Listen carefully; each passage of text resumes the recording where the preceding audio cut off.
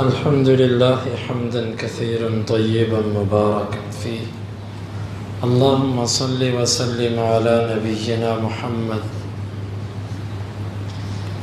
صدقۃ الفطر یا زکوٰۃ الفطر یا فطرانہ یا فطرہ،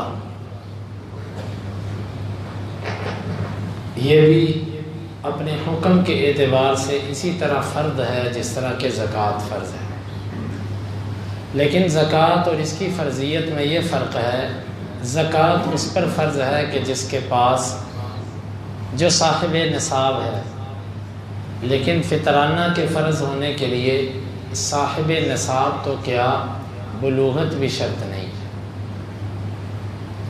یہ فطرانہ فرض ہے۔ ہر مسلمان، وہ بچہ ہے، بچی ہے، روزے رکھتا ہے، نہیں رکھتا، بیماری کی وجہ سے یا کسی وجہ سے، جو مسلمان ہے، جو اسلام کے دائرے میں رہتا ہے، اس کے اوپر یہ فطرانہ یہ فرض ہے، وہ یہ ادا کرے گا۔ حتیٰ کہ اگر کوئی بچہ عید سے پہلے پیدا ہوتا ہے، نماز عید سے پہلے تو اس کا بھی فطرانہ ادا کیا جائے گا۔ فطرانے کا جو مقصد ہے وہ تو آپ نے بیان فرمایا کہ طعمۃ للمساکین و طہرۃ للصائم، روزے کے اندر جو کمی کوتاہی رہ جاتی ہے اس کو دور کرنے کے لیے یہ فطرانہ دیا جاتا ہے۔ فطرانے کی مثال ایسے ہے جیسے نماز میں سجدہ سہو، آپ کو نماز میں اگر بھول لگ جائے تو آپ اس کی کمی پوری کرنے کے لیے سجدہ سہو آخر پہ کرتے ہیں۔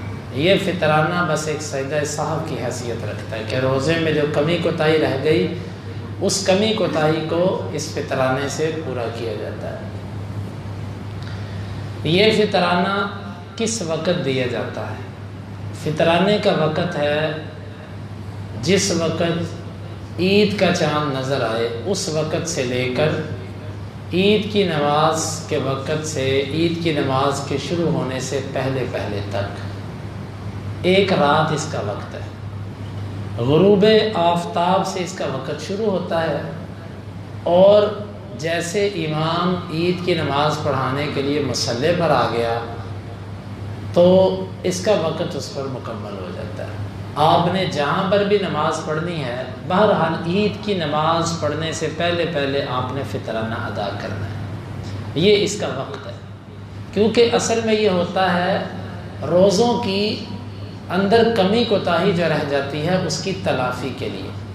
اور آپ یہ سوچئے کہ جس طرح سجدہ سہو نماز کے آخر پر ہوتا ہے، جب نماز پوری ہو جاتی ہے تو پھر سجدہ سہو کیا جاتا ہے، اسی طرح جب روزے پورے ہو جائیں تو ہر 29 کے 29 یا 30 کے 30 روزوں کی طرف سے پھر یہ جو غلطی ہوتی ہے اس کے لیے یہ فطرانہ ادا کیا جاتا ہے۔ اس کا اصل وقت یہ ہے، لیکن صحیح بخاری کے اندر عبداللہ بن عمر رضی اللہ عنہ سے یہ ثابت ہے، 1 یا 2 دن پہلے دینا، 1 یا 2 دن پہلے دینا فطرانہ، یہ ثابت ہے۔ ایک صورت میں اس سے بھی پہلے دیا جا سکتا ہے، وہ صورت یہ ہے کہ جب بیت المال کا نظام ہے کسی جگہ پر، مثلا ہم اپنی مسجد کے اندر یہ اعلان کرتے ہیں، ایک فرضی بات کر رہا ہوں، فرضی ہم اپنی مسجد میں ایک اعلان کرتے ہیں کہ بھئی ہماری مسجد میں آپ اپنا فطرانہ جمع کروائیے، ہم آپ کا فطرانہ جو مستحق ہیں ان تک پہنچائیں گے۔ تو اب آپ چاہے مجھے فطرانہ 1 رمضان کو پکڑا دیں، چاہے 10 کو پکڑائیں، چاہے 15، کیونکہ میری حیثیت ایک وکیل کی ہے۔ جس طرح آپ کسی کو اپنا نائب بناتے ہو نا، اس کو کہتے ہو یہ چیز پکڑو، جب وقت آئے گا تو تم یہ چیز ادا کر دیں، سمجھ آئی بات کی؟ آپ کسی کو پیسے پکڑاتے ہو، آپ کہتے ہو یہ پیسے پکڑو، جب اس چیز کا وقت آئے گا تم نے یہ پیسے ادا کر دیں۔ آپ نے ہمیں وکیل بنایا، آپ نے ہمیں فطرانہ نہیں دیا۔ البتہ ہماری ذمہ داری ہے کہ یہ فطرانہ ہم نے تقسیم اس وقت کرنا ہے کہ جس وقت اس کا وقت داخل ہو۔ یہ ہے فطرانے کا اصل وقت کہ اس کو اسی وقت پہ دیا جائے۔ 1 سے 2 دن کا جواز ملتا ہے پہلے دینے کا، یا ایک صورت میں پہلے دیا جا سکتا ہے جب بیت المال کا نظام ہو حکومت کی طرف سے یا کسی مقامی ادارے کی طرف سے، اور وہ ادارہ اس بات کا اہتمام کرے کہ وہ آپ کی امانت وقت آنے پر مستحقین تک پہنچائے گا، اس صورت میں اس کو پہلے بھی سونپا جا سکتا ہے۔ اس کے علاوہ فطرانے کو پہلے دینے کی کوئی جوازی صورت نہیں۔ کئی لوگ 10 دن پہلے، یعنی کہ ہفتہ شروع ہوتا ہے رمضان کا پہلا، اس میں فطرانہ دے دیتے ہیں، پہلے عشرے کے اندر دے دیتے ہیں، کئی لوگ دوسرے عشرے میں دے دیتے ہیں۔ اور لوگوں کی سوچ پتہ کیا ہوتی ہے؟ لوگوں کی سوچ یہ ہوتی ہے بھئی کسی کو دے دو تاکہ وہ ٹائم سے اپنا سوٹ بنا سکے، بعد میں تو درزی سوٹ بھی نہیں لیتا۔ کسی کو پہلے پکڑا دو تاکہ وہ ٹائم سے جا کے جوتا لے آئے، بعد میں تو صحیح جوتے بھی نہیں ملتے۔ اس طرح کی سوچ ہوتی ہے، جبکہ یہ فطرانہ اس مقصد کے لیے نہیں ہے۔ فطرانے کا اگر آپ مقصد سمجھیں گے نا تو آپ جو اتنا محتاج ہے نا، جس نے سوٹ بنانا ہے، مجھے بتائیے کہ آپ کے 150 روپے سے کسی کا سوٹ بنتا ہے؟ فطرانے کی قیمت کیا نکلتی ہے؟ 2 کلو 100 گرام اس کا اصل ایک سا کا وزن بنتا ہے، 2 کلو 100 گرام، 2.25 کلو بھی نہیں بنتا۔ احتیاطاً وسعت کرتے ہوئے علماء کہہ دیتے ہیں کہ جی 2.25 کلو یا 2.5 کلو، میں کہتا ہوں آپ 3 کلو لگا لیں، آپ 3 کلو لگا لیں۔ آپ 3 کلو چاول کی قیمت نکالیے، کیا قیمت ہے چاول کی؟ نہیں، عام اچھا چاول 100 روپے کلو ملتا ہے، 200 روپے کلو لگا لیجیے۔ آپ 200 روپے کلو چاول لگائیے، اور اگر آپ اس کی 2.25 کلو کی قیمت نکالتے ہیں یا 2 کلو 100 گرام کی قیمت نکالتے ہیں تو یہ 450 روپے وہ مشکل بنتا ہے، نہیں بنتا 450 بھی بنتا۔ اب 450 روپے میں کوئی سوٹ دے گا اس کو، اور وہ سوٹ سلوائے گا اتنے کا؟ آپ اپنے گھر کے 4 بچوں کی طرف سے 10 افراد کی طرف سے اگر آپ فطرانہ دیتے ہیں، 10 بندے ہم شمار کرتے ہیں، اب ہر بندے کا 450 روپے آپ لگا لیجیے چاول کے اعتبار سے، ہم گندم چھوڑ دیتے ہیں، چاول کے اعتبار سے 450 روپے ہم نے لگایا تو 4,500 روپے بنا۔ اب آپ مجھے بتائیے کہ 4,500 روپے آپ کسی کو دیتے ہیں، اس میں وہ کتنے بچوں کے سوٹ بنائے گا؟ جو بندہ اس قدر مستحق ہے وہ تو زکوٰۃ کا حقدار ہے۔ یہ سوٹ بنانا، جوتے لینا، گھر کے کرائے دینا، دوائیاں لینا، یہ تو زکوٰۃ سے ہے۔ ہم لوگ کہتے ہیں کہ جی کسی نے کرایہ دینا ہوتا ہے اس کو ٹائم سر دے دو، کسی نے دوائی لینی ہوتی ہے، او بھائی وہ پورا سال نظام چلتا ہے، سال میں آپ کا تھوڑا سا فطرانہ اس کے اس کام کے لیے تو نہیں ہے۔ اصل میں فطرانے کا مقصد سمجھیے، فطرانے کا مقصد ہے کہ تم اس دن ان کو تھوڑا بہت خرچہ دو کہ وہ اپنے گھر میں بھوکے نہ رہ سکیں، یہ اصل اس کا مقصد ہے۔ طعمۃ للمساکین، مساکین کو کھلانے کے لیے کہ وہ اپنی ضرورت اس دن کی پوری کر سکے، ایسا نہ ہو کہ ان کے گھر پہ کھانے پینے کے لیے کچھ نہ ہو۔ اور دوسری بات یہ ہے کہ اسلام نے، شریعت نے جنس بانٹی ہے نا، آپ اس پر بھی غور کریں، شریعت نے اس کا جو وقت بتایا نا آپ اس پر بھی غور کریں۔ اکثر اس کا جو افضل وقت اور جو سلف کا طریقہ رہا ہے وہ یہی ہے، عید کی نماز پڑھنے نکلتے تھے تو وہ اس وقت دیتے تھے۔ اس کا مطلب ہے شریعت کپڑے بنانے کے لیے، جوتے لینے کے لیے، دوائیاں اور کرائے دینے کے لیے یہ فطرانہ نہیں دیتی۔ شریعت کہتی ہے کہ اس دن تمہارے گھر پہ بھوک نہیں ہونی چاہیے، بس یہ اس کا مقصد ہے۔ تو جب اس کے مقصد کو ہم سمجھیں گے نا تو پھر ہم پہلے فطرانہ نہیں دیں گے۔ تو بھائیو، پہلے جو اتنا مستحق ہے اس کو زکوٰۃ میں سے دیجیے، اس کے ساتھ ویسے تعاون کیجیے، لیکن فطرانہ آپ اینڈ بھی رکھیے۔ فطرانہ شروع میں دینا تو ایسے ہی ہے کہ جیسے آپ نے سجدہ صاحب شروع میں کر دیا اور غلطی بعد میں کی، تو ایسا تو نہیں ہوتا۔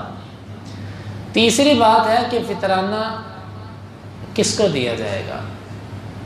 فطرانے کے بارے میں حدیث کے اندر لفظ یہ ہے کہ طہرۃ للصائم و طعمۃ للمساکین، فطرانہ صرف مساکین کو دیا جائے گا۔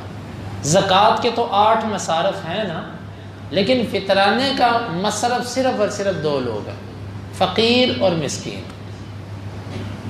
اب جو شخص بھی فقیر اور مسکین کے زمرے میں آتا ہے اس کے اوپر فطرانہ لگ سکتا ہے، جو شخص فقیر اور مسکین کے زمرے میں نہیں آتا اس پر فطرانہ نہیں لگتا۔ اس لیے آپ اپنا فطرانہ اداروں کو مت دیجیے، آپ اپنا فطرانہ ہسپتالوں کو، ٹرسٹوں کو، مدارس کو، مساجد کو، ان کو فطرانہ نہیں لگتا۔ اللہ کے نبی صلی اللہ علیہ وسلم نے صراحتاً لفظ بولے، اور یہ جو میں عرض کرتا ہوں یہ میں اپنا ذاتی انفرادی موقف نہیں بیان کرتا، الحمدللہ یہ اہل علم کا یہی موقف رہا ہے شروع سے. اگر کسی نے نہیں بیان کیا یا آپ نے نہیں سنا تو اس میں بیان کرنے والے کا قصور نہیں ہے. اہل علم شروع سے اس کو یہی بیان کرتے رہے کہ یہ فطرانہ مسکین کے لیے ہے، یہ سٹور کرنے کے لیے، یہ بینکوں میں جمع کرنے کے لیے، یہ رسیدیں کاٹ کے ٹرسٹوں کے پاس رکھوانے کے لیے نہیں ہوتا. یہ تو ہوتا ہے موقع پر مسکین کے گھر پہنچاؤ، وہ کھا پی لے، بس یہ اس کا مقصد ہے. تو یہ صرف مسکین کو لگتا ہے. ہاں اگر آپ سمجھتے ہیں کہ آپ کے مدرسے کا استاذ مسکین کے اندر آتا ہے تو آپ اس کو بطور مسکین دے رہے ہیں، بطور مدرسے کا استاذ نہیں دے رہے. اگر آپ سمجھتے ہیں کہ مدرسے کے اندر کوئی ایسا طالب علم ہے کہ جو مسکین کا حکم رکھتا ہے تو اس کو آپ فطرانہ بطور مسکین دے رہے ہیں، مدرسے کا طالب علم ہونے کی بنیاد پر نہیں دے رہے. کیونکہ مدرسے کے طالب علم تو ایسے بھی ہیں کہ جو اس کے مستحق نہیں ہوتے. تو یہ اس کے مصرف کو بھی صحیح جگہ پر پہنچانا آپ کی ذمہ داری ہے. دیکھو دو چیزیں ہوتی ہیں، ایک زکوٰۃ اور صدقہ اور فرضی اس کو ادا کرنا، اور دوسرا اس کو صحیح جگہ تک پہنچانا. اگر آپ اتنے بیزار ہیں نا کہ آپ کہتے ہیں کہ یار میرے سے اتنی ٹینشن نہیں لی جاتی، تو پھر آپ یہ مت سوچیں کہ جی آپ نے ایک امانت کا حق ادا کر دیا. امانت کو امانت والی جگہ تک پہنچانا یہ آپ کی ذمہ داری ہے. اس کو صحیح جگہ پر پہنچانا بھی ایک نیکی ہوتا ہے. آپ کہتے جی اس نے مجھے کہا میں نے اس کو پکڑا دیا، فلاں صاحب نے مسئلہ کیا تھا ہم نے ان کے کہنے پر پکڑا دیا. وہ صاحب جانے اور اللہ جانے. اتنا آسان تو نہیں ہے کہ آپ ان کے کندھے پہ رکھ کے گن چلا دو. آپ کا بھی تو پوچھ ہونی ہے نا کہ تم نے دو آوازیں سنی تھی، ایک آواز یہ تھی اور ایک یہ تھی. تمہارا حق نہیں بنتا تھا کہ تم حقیقت تک پہنچتے، تم تھوڑی سی جستجو کرتے، حق بنتا ہے آپ کا. اس لیے یہ فطرانہ مسکین کے علاوہ کسی اور کو مت دیجیے. اور چوتھا عمل اور چوتھی چیز جو ہے فطرانے کے حوالے سے، اس کی مقدار کیا ہے؟ فطرانے کی مقدار ہے 1 سا. 1 سا کے اندر 4 مد ہوتے ہیں. 4 مد اس کا وزن بنتا ہے 2 کلو 100 گرام. فطرانہ کس چیز سے ادا کیا جائے گا؟ جنس دی جائے یا نقدی دی جائے؟ اس میں جمہور اہل علم یہی کہتے ہیں کہ فطرانہ جنس میں سے دیا جانا چاہیے. آپ چاول دیجئے، گندم دیجئے، کھجور دیجئے، منقع دیجئے، پنیر دیجئے، جو دیجئے. ان سب چیزوں کا ذکر ملتا ہے. گندم معاویہ رضی اللہ عنہ کے زمانے میں شروع ہو چکی تھی. اسی طرح چاول، عروج وغیرہ ان کا بھی ذکر ملتا ہے. آپ ان میں سے کوئی چیز 2 کلو 100 گرام کے اعتبار سے دے سکتے ہیں. لیکن اس میں اصل یہ ہے کہ آپ سہولت کو بھی دیکھیں. اگر آپ نے اپنی جیب سے پیسے نکال کے بازار سے جا کے دکان سے چاول خرید کر مسکین کو پکڑانے ہیں نا، تو اس میں یوں ہی بہتر ہے کہ آپ اس کو پیسے ہی پکڑا دیں کہ وہ جیسے چاہے خرچ کر دیں. ہاں اگر آپ نے اپنے گھر سے جنس چاول، آپ کے پاس اسٹاک پڑا ہے، آپ کے پاس گندم پڑی ہے اسٹاک، آپ اس میں سے فطرانہ نکالتے ہیں تو جنس میں سے نکال دیجئے، بہتر ہے. لیکن اگر آپ یہ سمجھتے ہیں کہ یار میں نے اس کو چاول دیے تو اس نے بازار میں سستے داموں بیچ کر پیسے لینے ہیں، آپ ان کو جنس پکڑاتے ہیں، وہ بازار لے کر جاتا ہے، دکاندار اس کو کاٹ دیتا ہے، دکاندار اس کو کہتا ہے اتنے کا دوں گا واپس. تو آپ جب سمجھتے ہیں کہ اس کی ضرورت پیسے ہے تو پھر اس صورت میں آپ اگر اس کو پیسے دے دیتے ہیں تو یہ بھی ٹھیک ہے. اگرچہ جمہور اہل علم کا موقف یہی ہے کہ فطرانہ جنس میں سے دیا جائے، لیکن آپ فقیر اور محتاج کی ضرورت کو بھی دیکھ سکتے ہیں کہ اگر اس کے گھر پہ اناج موجود ہے وہ مسکین، تو پھر آپ اس کو فطرانہ پکڑا، پیسوں کی صورت میں پکڑا دیں. اس لیے جو میسر ہو، جو بہتر ہو، اس طریقے کے مطابق اس کو کیجیے.